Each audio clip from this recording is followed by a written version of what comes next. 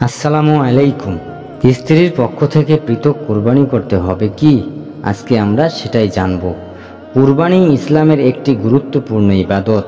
সামর্থ্যবান প্রত্যেক মুসলমানের উপর কুরবানি করা ওয়াজিব। কুরআনে আল্লাহ তাআলা নামাজের সাথে যুক্ত করে কুরবানি করার নির্দেশ দিয়েছেন। আল্লাহ তাআলা বলেন, নিশ্চয় আমি তোমাদেরকে কাউসার দান করেছি, সুতরাং তোমার রবের উদ্দেশ্যে সালাত আদায় করো ও কুরবানি করো। নিশ্চয় তোমার প্রতি শত্রুতা পোষণকারী নির্বংশ। সূরা কাউসার আয়াত 1-3। আবু হুরায়রা রাদিয়াল্লাহু থেকে বর্ণিত, আল্লাহর রাসূল সাল্লাল্লাহু আলাইহি সাল্লাম বলেছেন, যার কুরবানি করার সামর্থ্য রয়েছে কিন্তু কুরবানি করে না, সে যেন আমাদের ঈদগাহে না আসে। সুনানে ইবনে মাজাহ 3123 নম্বর হাদিস।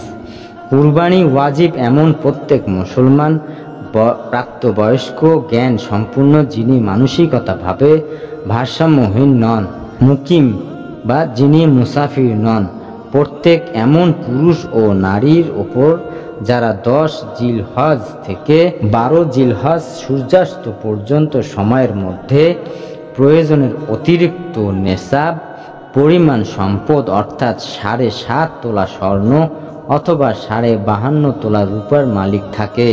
নগদ অর্থ, সোনা রূপা অলংকার, বসবাস খোরাকির প্রয়োজনে লাগে না এমন জমি, প্রয়োজনের অতিরিক্ত বাড়ি, ব্যবসায়িক পণ্য ও অপ্রয়োজনীয় সব আসবাব কুরবানির নেশাবের ক্ষেত্রে হিসাবযোগ্য। প্রয়োজনে অতিরিক্ত ভিন্ন ভিন্ন সম্পদের একত্র মূল্য পরিমাণ যদি 7.5 তোলা স্বর্ণের বা 52.5 তোলা রূপার মূল্য সমান হয়, তাহলে কুরবানি ওয়াজিব হবে।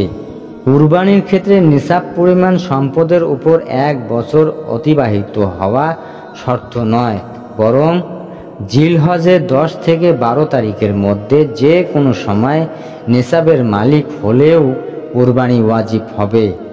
এক পরিবারের একাধিক ব্যক্তি সামর্থ্যবান হলে প্রত্যেকের পক্ষ থেকে পৃথক কুরবানি করা ওয়াজিব। স্বামী ও স্ত্রী দুজনেই সামর্থ্যবান হলে স্বামী ও স্ত্রীর পক্ষ থেকে পৃথক কুরবানি করতে হবে। স্বামীর কুরবানি স্ত্রীর জন্য যথেষ্ট হবে না। একইভাবে বাবার কুরবানি সামর্থ্যবান ছেলে বা মেয়ের জন্য যথেষ্ট হবে না। যদি তারা সামর্থ্যবান হয় অর্থাৎ উল্লেখিত পরিমাণ সম্পদের মালিক হয়। ছাগল, ভেড়া ইত্যাদি ছোট পশু কুরবানির ক্ষেত্রে প্রত্যেকের জন্য আলাদা পশু কুরবানি করতে হবে। উট, গরুর মতো বড় পশু কুরবানি করা হলে এক পশুতে 7 জন পর্যন্ত শরীক হতে পারবে।